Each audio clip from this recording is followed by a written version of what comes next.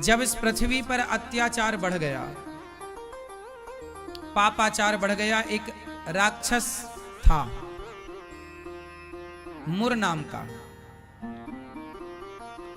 जब वो पापात्मा राक्षस पाप से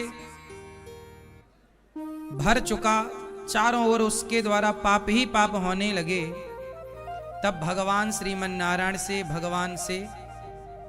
भगवान ने संकल्प लिया कि इस पापी राक्षस का उद्धार करने के लिए भगवान ने संकल्प लिया। तो एक कन्या प्रकट हुई। उस कन्या का नाम था एकादशी। एकादशी क्यों? एकादशी मतलब 11। 11 मतलब 11। क्या 11? 5 ज्ञानेंद्री, 5 कर्मेंद्री, 1 मन। हमारी ज्ञानेंद्री आंख से आप देख पाते हैं, कान से आप सुन पाते हैं, मुंह से आप, जिह्वा से आप बोल पाते हैं, नाक से आप सूंघ पाते हैं, चमड़ी से टच कर पाते हैं, स्पर्श कर पाते हैं। ये ज्ञान ही तो हो रहा है। आंख से देखने का ज्ञान, रूप का ज्ञान, कानों से शब्दों का ज्ञान, ये ज्ञान इंद्री है जो हमें ज्ञान कराती है। कर्मेंद्री है जिनसे कर्म करते। हाथ ना हो आप तो लेने देने का कर्म कैसे करेंगे? लेने देने का कर्म। पांव से चलने फिरने का कर्म, मुंह से बोलने बताने का कर्म, और मूत्र द्वार और मल द्वार। टोटल 5 कर्मेंद्री प्लस 5 ज्ञानेंद्री। और इन 10 को नियंत्रण करने वाला कौन है? मन। इन 10 का सारथी कौन है? तो ये जो 10 और 1 मन टोटल हो गए 11। भगवान के 10 इंद्री और मन से जो प्रकट हुई उस कन्या का नाम एकादशी है, क्योंकि भगवान के 11 तत्वों से प्रकट हुई। भगवान के 11 तत्वों से प्रकट हुई, इसलिए इनका नाम पड़ा एकादशी। तो एकादशी जब प्रकट हुई तो भगवान ने आदेश दिया, जाओ सारे पापियों को मारो जो तुम अत्याचार जो कर रहे हैं। अब जब एकादशी ने रौद्र रूप दिखाया तो सारे पाप भागे, और सारे पाप जाकर के ब्रह्मा जी के पास गए। अच्छा, पाप किसका बेटा है? पुण्य किसका बेटा है? नहीं, पुण्य भगवान का ही पुत्र है और पाप भी भगवान का पुत्र है। ये पुण्य मतलब धर्म, भगवान के हृदय से धर्म प्रकट हुआ और भगवान की पीठ से अधर्म प्रकट हुआ। भगवान के हृदय से कौन प्रकट हुआ? धर्म। और भगवान की पीठ से अधर्म। तो पुण्य है हृदय से और पाप है पीठ से। भगवान के दोनों ही बेटे हैं। तो बेटा नालायक भले हो पर संकट आए तो पिता के पास जाए, दौड़ा दौड़ा गया पाप। हे प्रभु, ये एकादशी तो हमें जलाए जा रही है, वो मार डालेगी, हमारा तो नाश हो जाएगा। एकादशी के प्रभाव से पाप जलने लगे। जैसे आग से घी पिघल जाता है, मोम पिघल जाता है, सारी चीज जलने लग जाती है, उसी तरह पाप जलने लग गए। अब ब्रह्मा जी के पास गए तो ब्रह्मा जी ने कहा, तुम छिप जाओ। कहां छिप जाएं?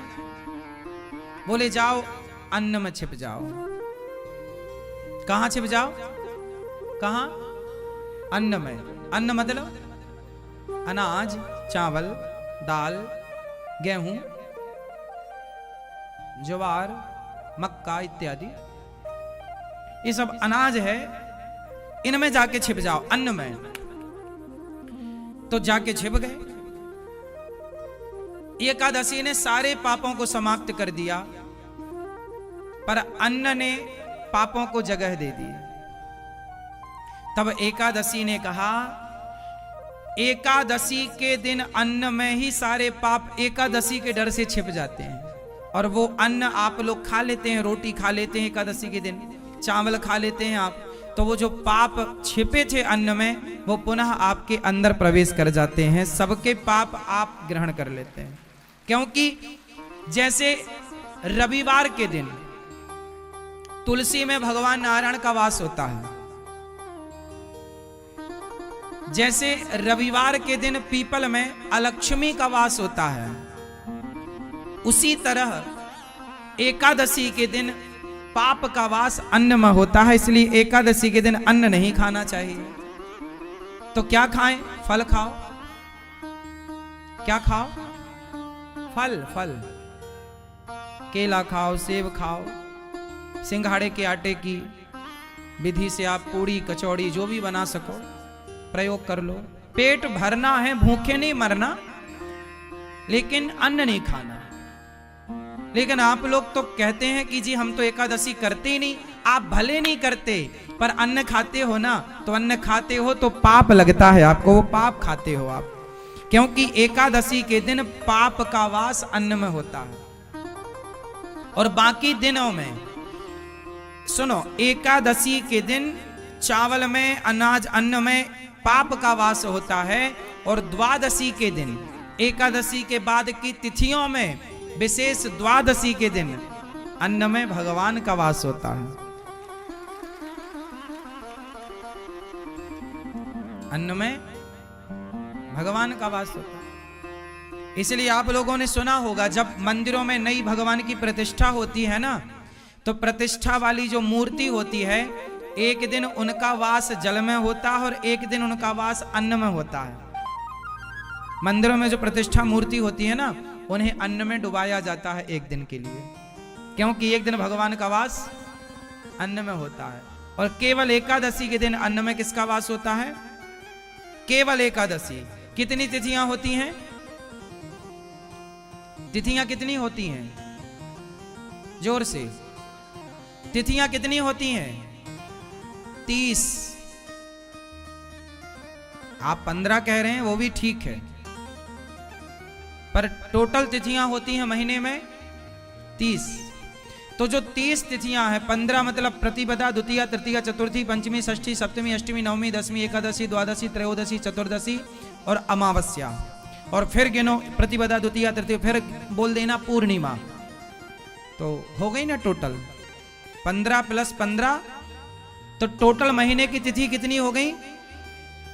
तो प्रत्येक महीने की जो 30 तिथियां हैं, इसलिए हमारा दिन 30 दिन, हमारा महीना 30 दिन का होता है, क्योंकि तिथि कितनी होती है? 15 + 15 30। तो जो 30 तिथि हैं, इनमें केवल एकादशी तिथि ऐसी है जो कि महीने में 2 बार आती है। ये 2 दिन महीने में एकादशी जो तिथि है, इसमें अन्न का सेवन नहीं करना चाहिए, क्योंकि अन्न में किसका वास है? पाप का।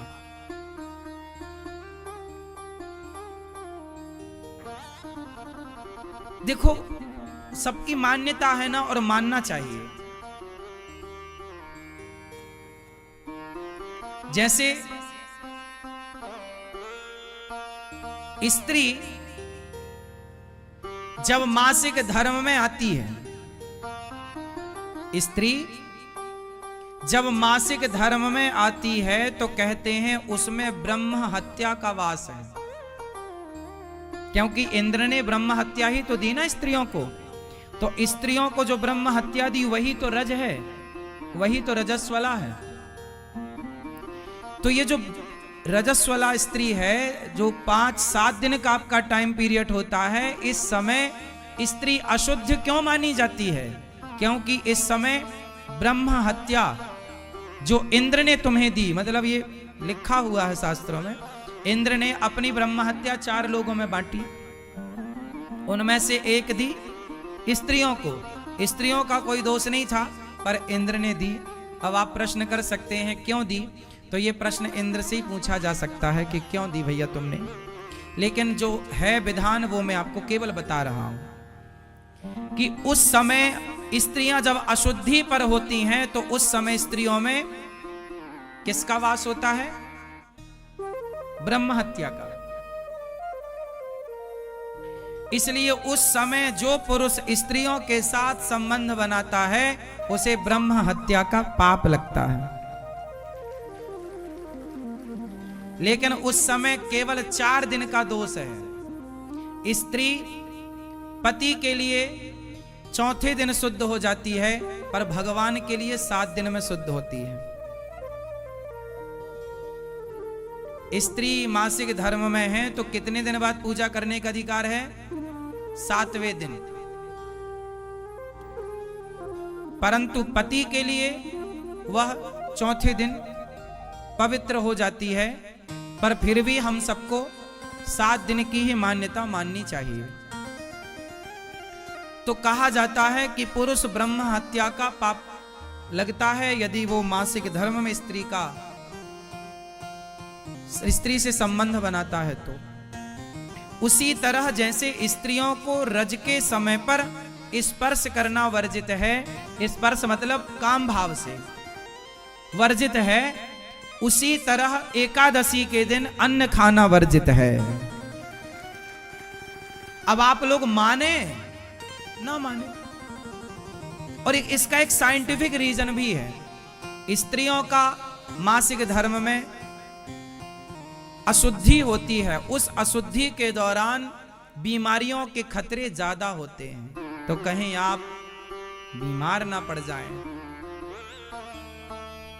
उस अशुद्ध रक्त के संबंध में ना आ जाएं। दोनों कारण समझिए, साइंटिफिक रीजन समझिए।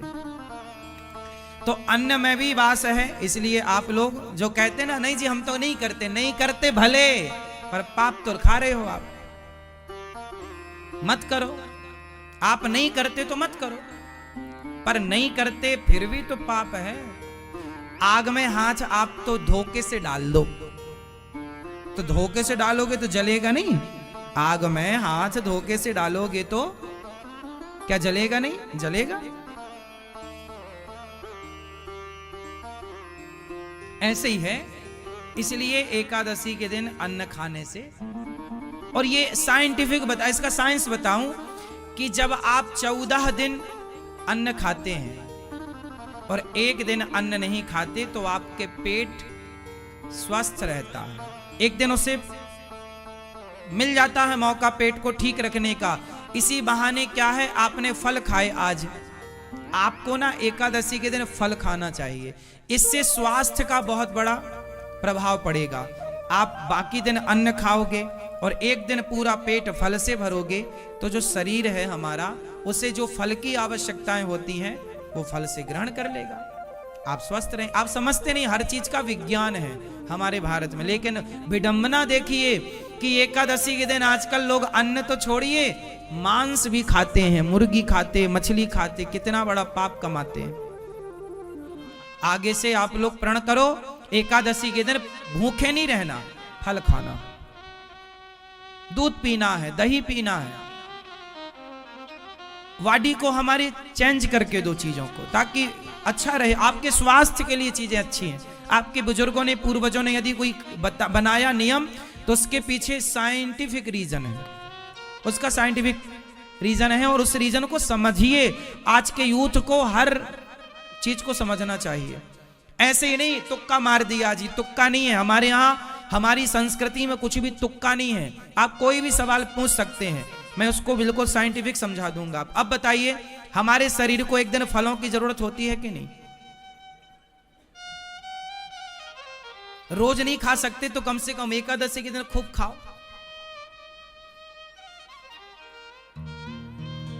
एक दिन, रोज रोज नहीं, अन्न भी बदल के खाना चाहिए। पहले के लोग बदल बदल के खाते थे, कभी मक्के की रोटी खा ली, कभी ज्वार की रोटी खा ली, कभी गेहूं की रोटी खा ली। आजकल तो बस हर बार एक सही है, चेंज, शरीर को, बॉडी को चेंज चाहिए स्वास्थ्य के लिए। तो एकादशी हम सबको करनी चाहिए। आज एकादशी है, एकादशी के दिन किया गया पुण्य कई गुना ज्यादा बढ़ता है। एकादशी के दिन किया गया पुण्य कई गुना फलदायी है, और एकादशी के दिन फलों का दान करना चाहिए। दुर्वासा जी का नाम तो सुना होगा, जो दूर्वा खा के रहते थे। और दुर्वासा जी वो हैं जो किसी को भी श्राप दे देते थे, बड़े गुस्सैल साधु हैं। एक बार उन्होंने एक भक्त से पंगा ले लिया। भागवत जी में कथा है, एक भक्त थे, नाम था अम्बरीश। क्या नाम था? क्या नाम था? अम्बरीश। अम्बरीशो महाभागा सप्तद्वीपवती महिम। एक अम्बरीश नाम के भक्त थे। वो बेचारे इतने बड़े भक्त थे, सप्तद्वीपवती महिम, 7वां द्वीप के संपूर्ण विश्व के राजा थे अम्बरीश, लेकिन बहुत बड़े भक्त थे। अपने हाथ से गेहूं पीसते थे चक्की से, अपने हाथ से रोटी बनाते थे, अपने हाथ से भगवान को भोग लगाते थे, और भगवान के पूजा के बर्तन अपने हाथ से साफ करते थे। भगवान की ड्रेस, भगवान के वस्त्र अपने हाथ से बनाते थे, भगवान की माला अपने हाथ से बनाते थे, भगवान के लिए पुष्प खुद तोड़ कर लाते थे, जमीन में सोते थे। ऐसे श्रेष्ठ भक्त थे अम्बरीश जी। और वो एकादशी बहुत करते थे। एकादशी के दिन निराहार रहते थे, कोई जलपान नहीं। द्वादशी के दिन ब्राह्मणों को भोग लगाकर, ब्राह्मणों को भोजन पवाकर और फिर वो पाते थे। एकादशी में बड़ी निष्ठा थी। एक दिन एक घटना घट गई। दुर्वासा जी आ गए। कब आए? द्वादशी के दिन। और द्वादशी का नियम होता है, एकादशी का नियम होता है कि द्वादशी को ही पारण कर लेना चाहिए। पारण मतलब कुछ खा लेना चाहिए, तब व्रत पूरा होता है। क्या पाना चाहिए? कभी जगन्नाथ जी जाया करो तो जगन्नाथ जी में वहां सूखा चावल मिलता है प्रसाद में, गुलाबी कलर के कपड़े में लिपटा हुआ मिलता है वहां, 10 रुपए 20 रुपए में। वो जगन्नाथ जी का प्रसाद वहां के भक्त ना सुखा लेते हैं। भात होता है ना, भात चावल सुखा लेते हैं, फिर उसको 10 रुपए 20 रुपए में प्रसादी बिकता है, वो ले आया करो। और जब भी एकादशी आया करे तो जगन्नाथ जी का वही चावल के प्रसाद से द्वादशी को व्रत पूरा किया करो। द्वादशी को, एकादशी को चावल नहीं खाना चाहिए, पर द्वादशी को चावल जरूर खाना चाहिए। और कौन सा चावल? इस धरती में सबसे श्रेष्ठ चावल क्या हो सकता है? जगन्नाथ जी का भात सबसे उत्तम। जगन्नाथ के भात को जगत पसारे हाथ। भगवान जगन्नाथ जी का प्रसाद सबके घर में होना चाहिए।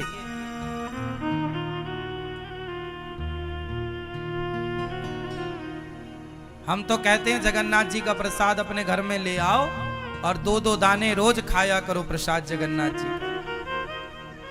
मिलता है ना। आप में से कितने लोग जानते हैं सूखा चावल मिलता जगन्नाथ जी में? हाँ, कभी जाओ तो जगन्नाथ जी से ढेर सारा प्रसाद ले आना। चावल सूखा हुआ बनाते हैं ना चावल, फिर उसे सुखा लेते हैं धूप में, फिर वो बिकता है। तो दुर्वासा जी द्वादशी के दिन आए। उस समय अम्बरीश ब्राह्मणों को भोजन करा रहे थे और त्रयोदशी लगने वाली थी, मतलब तिथि बदलने वाली थी। अब तिथि बदलने के पहले आपको पारण करना पड़ता है। अब दुर्वासा जी आए तो अम्बरीश जी ने कहा महाराज आप भी पाओ। बोले मैं नहा के आता हूं। तो वो नहाने में जरा लेट हो गए दुर्वासा जी। तो अम्बरीश की तिथि निकली जा रही थी। तो अब साधु भूखा पड़ा है घर में, तो कुछ खा तो सकते नहीं, तो उन्होंने भगवान का चरणामृत पीकर अपने व्रत को पारण कर लिया। व्रत का पारण किससे कर लिया? अम्बरीश जी ने चरणामृत पीकर। अब वो चरणामृत पी रहे थे कि सामने से दुर्वासा जी आ गए। अब दुर्वासा जी बड़े गुस्से लाद संत, क्यों मुझे खिलाए बिना खा गया? जानता नहीं मैं कौन हूं? अपनी मैं तुझे, तू बड़ा भक्त बन रहा है, मैं आज तुझे दंडित करूंगा। तूने एक साधु का अपमान किया है, तू जानता नहीं मैं कौन हूं, तूने मुझे खिलाए बिना खा लिया। और दुर्वासा जी से सारा जग डरता था कि बहुत खतरनाक बाबा है। आज बाबा जी का पंगा पड़ गया अम्बरीश जी से, लेकिन अम्बरीश जी तो हाथ जोड़े खड़े हैं, हे महाराज यदि अपराध बना है तो मुझे दंड दीजिए। और अम्बरीश ऐसे भक्त थे कि जब वो अपने हाथ से गेहूं पीसा करते थे तो बगल में भगवान बैठकर उनको हवा किया करते थे अपने पीतांबर से, ऐसे ऐसे। भगवान स्वयं उनके प्रेम में बिक चुके थे, भगवान स्वयं उनके प्रेम में बिक चुके थे। जब जब अम्बरीश भगवान की सेवा करते तो भगवान स्वयं उनकी सेवा करते।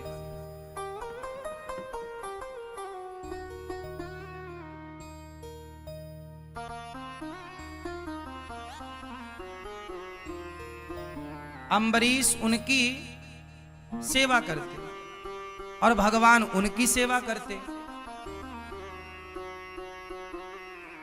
अब भगवान ने अपना सुदर्शन नियुक्त कर दिया था, सुदर्शन नियुक्त कर दिया कि तुम पर कोई संकट आएगा तो मेरा सुदर्शन तैयार रहेगा। अब दुर्वासा जी को गुस्सा आई कि तुमने मुझे खिलाए बिना खा लिया, तो एक बाल उखाड़ा अपना दुर्वासा जी ने और पटक दिया।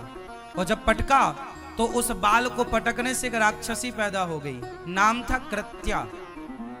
उस कृत्या ने अम्बरीश को नुकसान पहुंचाने के लिए, खाने के लिए दौड़ी, और जैसे ही दौड़ी तो भगवान का सुदर्शन चक्र नियुक्त था, जाकर कृत्या को भस्म कर दिया। और सुदर्शन साक्षात भगवान है, इसलिए भागवत जी में देखो आगे सबसे क्या रखा है, ये सुदर्शन।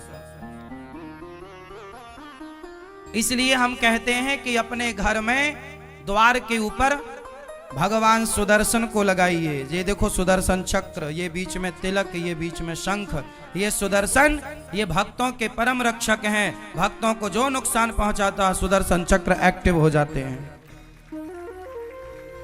अम्बरीश को नुकसान पहुंचाना चाहा, सुदर्शन भगवान एक्टिव हो गए, कृत्या को भस्म की, और दुर्वासा जी को मारने सुदर्शन भगवान दौड़े। अब छोड़ूंगा नहीं बाबा, बहुत बड़ा बाबा बनता है, मेरे भक्त को नुकसान पहुंचा रहा। अब दुर्वासा जी भागे, हे ब्रह्मा बचाओ, ब्रह्मा बचाओ। ब्रह्मा ने देखा कौन आया, दुर्वासा क्या हुआ, बोले सुदर्शन चक्र लगा है पीछे। ब्रह्मा जी बोले निकलो मेरे घर से, हमारी ठिकाना नहीं है सुदर्शन से, तो निकलो। शंकर जी के पास गए, हे प्रभु बचाओ। शंकर जी बोले बाहर जाओ, अभी कोई गुंजाइश नहीं है, जिनका चक्र है उनके पास जाओ। अब गए भगवान नारायण के, हे प्रभु पाहि माम पाहि माम, हे प्रभु क्षमा क्षमा। भगवान बोले क्या हुआ, महाराज हम तो आपके भक्त हैं, पता नहीं क्या अपराध हुआ, ये सुदर्शन हमें मारे डाल रहा, जलाए जा रहा है, गर्दन काट देगा। भगवान बोले कि आपने किसका अपराध किया है। सुदर्शन जी बोले प्रभु इसने जो आपके आश्रित भक्त है अम्बरीश, उसे नुकसान पहुंचाना चाहा है बाबा जी ने, छोड़ूंगा नहीं। अब भगवान बोले तो फिर मैं भी सेवा नहीं कर पाऊंगा आपकी इस बार। अब दुर्वासा जी घबराए कि जब भगवान नहीं बचा रहे हैं तो अब कौन बचाएगा। अब दुर्वासा जी घबराए, चरणों में गिर पड़े, प्रभु आप बताओ मैं क्या करूं। भगवान बोले जिसका अपराध किया है उस भक्त से जाकर क्षमा मांगो, वो क्षमा कर देंगे तो ये चक्र शांत हो जाएगा। तब दुर्वासा जी दौड़े दौड़े अम्बरीश जी के, तब तक दुर्वासा जी के शरीर जलने लगा, मूंछों के बाल भी कुछ जल गए। दौड़े दौड़े अम्बरीश जी के चरणों में गए। अम्बरीश जी ने देखा महाराज आप तो साधु हैं। अम्बरीश जी ने साष्टांग प्रणाम किया दुर्वासा जी को। दुर्वासा जी ने कहा हे अम्बरीश हमें क्षमा करो, हमने भक्त का अपमान किया है, अपराध किया है। तब दुर्वासा जी के लिए अम्बरीश ने सुदर्शन भगवान से प्रार्थना की, हे सुदर्शन भगवान यदि मैं भगवान का अनन्य भाव से चिंतन करता हूँ, मैंने भगवान के सिवा अपने हृदय में किसी को स्थान ना दिया हो, मेरे अंदर यदि किसी के प्रति छल कपट ईर्ष्या द्वेष ना हो, तो हे सुदर्शन भगवान आप शांत हो जाइए। सुदर्शन भगवान शांत हो गए और दुर्वासा जी की रक्षा हुई। तब से दुर्वासा जी को समझ में आया कि भक्तों से पंगा लेने का नहीं, भगवान से पंगा लोगे चलेगा, पर भक्तों से, जो आप लोग साधुओं का अपमान करते रहते हो ना, अरे वो बाबा जी तो पाखंडी हैं, अरे वो तो ऐसे हैं ना, सच्ची बताओ तुम कितना जानते हो? सुनी सुनाई बातें क्यों? और हमें क्या करना कि कोई कैसा है? भगवान है ना न्याय करने के लिए। रावण के साथ न्याय भगवान ने किया ना, उसे दंड मिला ना उसके किए का। द्रौपदी की साड़ी उतारी थी तो दुशासन ने, दंड मिला। ईश्वर के घर देर है, अंधेर नहीं है। तुम अपराधी मत बनो। इसलिए कबीरदास जी ने कहा है, ना काहू से दोस्ती, ना काहू से, ना तो हमें किसी की निंदा चुगली करना, ना तो हमें किसी की प्रशंसा करना। अच्छा कहना है तो भगवान को, और बुरा कहना है तो खुद को। हम बुरे हैं, बुरा जो देखन मैं चला। बुराई करनी है तो खुद की करो, बुराई देखनी है खुद की देखो, और अपने को बेहतर बनाओ। अपराध नहीं। और हमारे देश में 99% लोग यही करते हैं दिन भर, कि वो ऐसे हैं, वो वैसे, वो पाखंडी। तुम्हारी पड़ोसन रोज वृंदावन आने लग जाए, तुम्हारी पड़ोसन महीने में हर महीने वृंदावन आने लग जाए, माला जपने लग जाए, तुलसी पहनने लग जाए, तो पड़ोसन बोलती है पाखंडन है, बड़ी पाखंड रच रही है। हाँ, तो वृंदावन आ रही है, तुलसी पहन रही है, कृष्ण कृष्ण जप रही है, तो तुम पाखंड कह रही हो, है ना? और तुम जो रोज किट्टी पार्टी करती हो, लूडो खेलती हो मोबाइल में, ये सही है? तुम कौन होते हो किसी को पाखंडी कहने वाले? हो सकता है उसका भाव सच्चा हो, वो भगवान से सच्चा प्रेम, और झूठा भी हो तो वृंदावन तो आ रही है, कौन से बियर बार जा रही है, कौन सा क्लब में जा रही है? वृंदावन तो आ रही है। तुलसी की माला ही तो पहन रखा है उसने, कौन सा अपराध कर रखा है? राम राम ही तो बोल रही है, कृष्ण कृष्ण ही तो बोल रही है, राधे राधे तो बोल रही है, क्या गुनाह क्या कर रही है? तुम्हें तो बस बोलना है, मुंह फट हो, कुछ भी बोलना है। भगवान मेंढक बनाएंगे तुम्हें अगले जन्म में, टर टर करती रहना, फिर बहुत टर टर करती हो। कुछ भी क्यों बोलना है?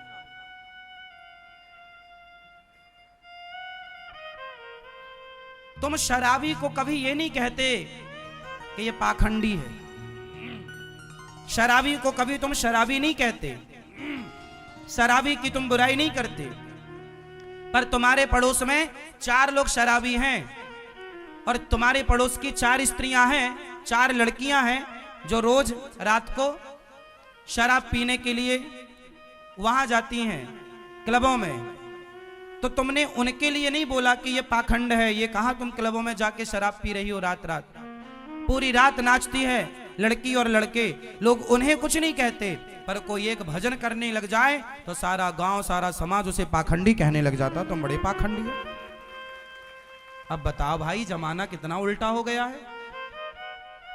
जो खुलेआम गलत कर रहा है उस गलत को कोई गलत नहीं कह रहा है, पर कोई सही करे तो सही को लोग गलत कहते हैं।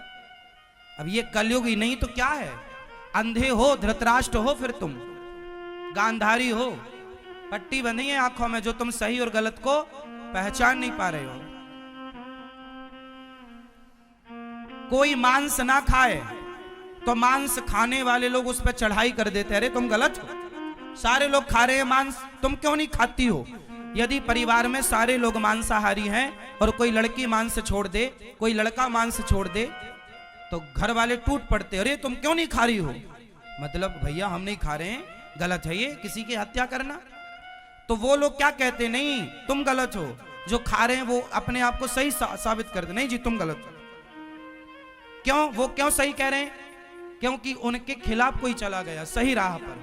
वो क्या चाहते हैं कि हम गलत हैं तो तुम भी रहो। चोर चोर मौसेरे भाई।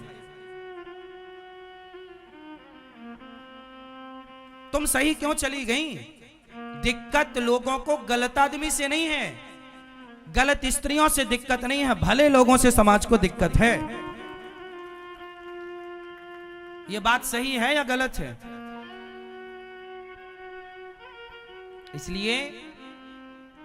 इसलिए दुर्वासा जी ने किसका अपराध किया?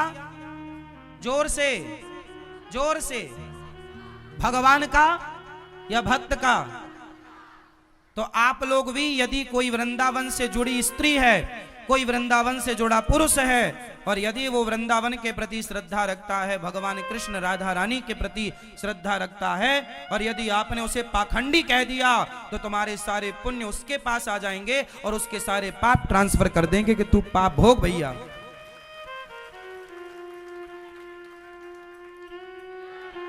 मैं सवाल पूछता हूं आप सबसे मतलब उन लोगों से, आप सबका मतलब है उन लोगों से जो ये शब्द का प्रयोग करते हैं कि तुम पाखंडी हो। भाई क्या पाखंड है? कोई साधु संत बाल बढ़ा लेते हैं, कपड़ा पहन लेते हैं भगवा, तो लोग कहते पाखंडी बाबा है। अरे भाई, भले पाखंड से ही सही वो राम राम तो जप रहा है। दुर्वासा जी का अभिमान समाप्त हुआ, और आज से आपको एक बहुत बड़ी सबक क्या मिली? कथा से क्या सीखा आपने आज? किस अपराध से बचेंगे? किस अपराध से बचेंगे? भक्त के अपराध से। एक पति पत्नी जा रहे थे,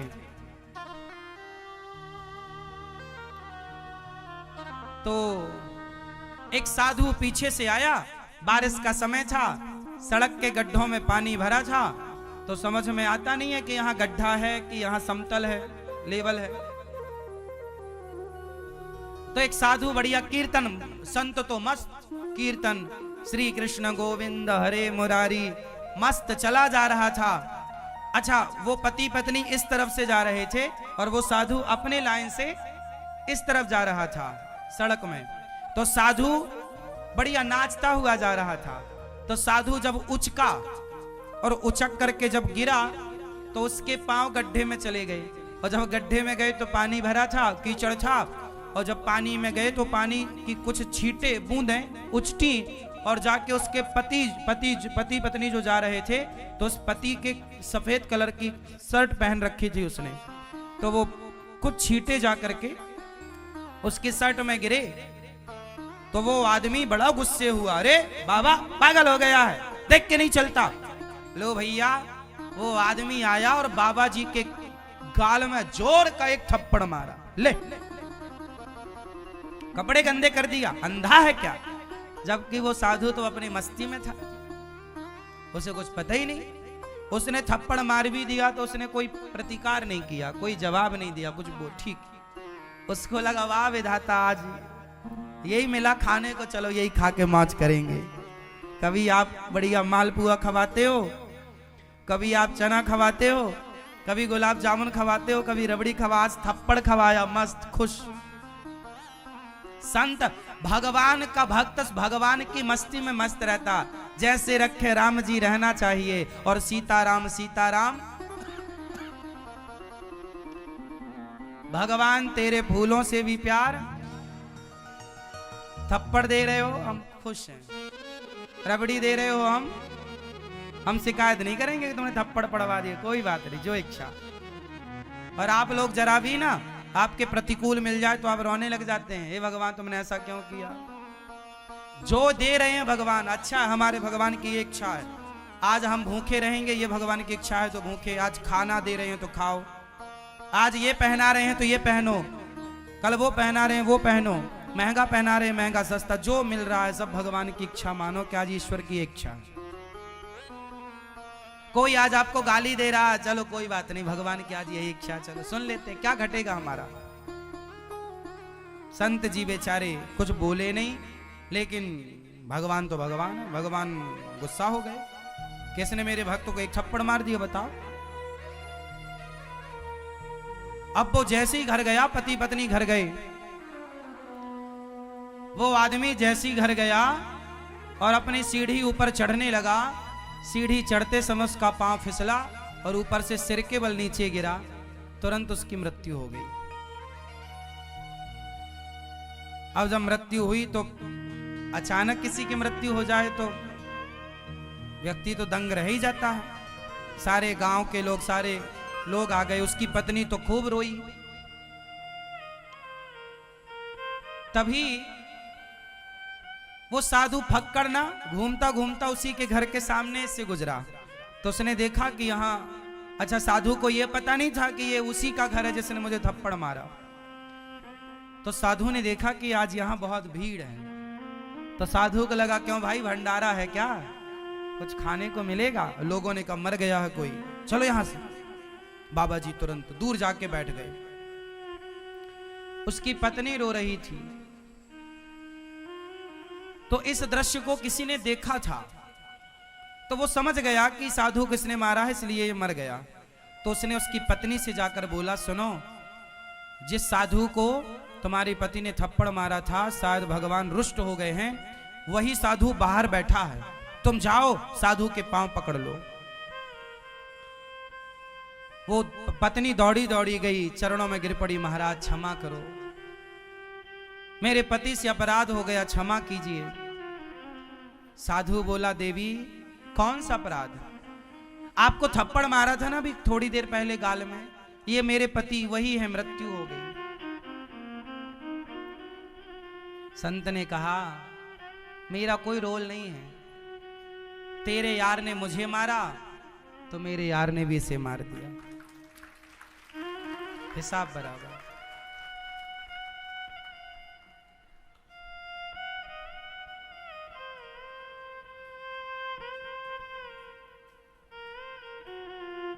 भगवान मैं कुछ नहीं कर सकता, मैं थोड़ी भगवान हूं, मैं तो भगवान का दास हूं। ये ईश्वर का विधान है। उसने थप्पड़ मारा तो मैं दुखी नहीं हुआ, और ये मर गया उसका दंड पाकर तो मैं खुश नहीं हूं। ये ईश्वर का विधान है। इसमें मेरा, अब बताओ, इसमें उस साधु का कोई हाथ था? साधु का हाथ था? नहीं ना। इसका मतलब न्याय करने वाले कौन है?